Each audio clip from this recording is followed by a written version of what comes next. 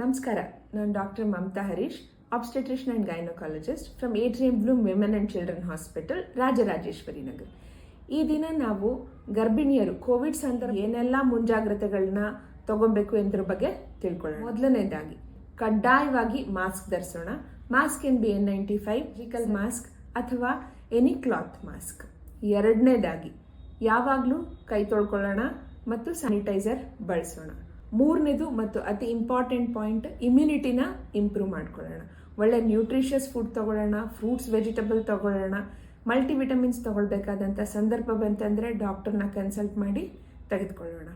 ನಮಗೆ Covid symptoms ಯಾವಾಗಾದರೂ ಜ್ವರ, ಕೆಮ್ಮು, ನೆಗಡಿ, ಶೀತ ಹಾಗೂ ಉಸಿರಾಟದ ತೊಂದರೆ ಕಾಣಿಸ್ಕೊಂತಂದರೆ ಡಾಕ್ಟರ್ನ ಕನ್ಸಲ್ಟ್ ಮಾಡೋಣ. ಯಾವುದೇ ಕಾರಣಕ್ಕೂ ಸೆಲ್ಫ್ ಮೆಡಿಕೇಷನ್ಸ್ ಬೇಡ.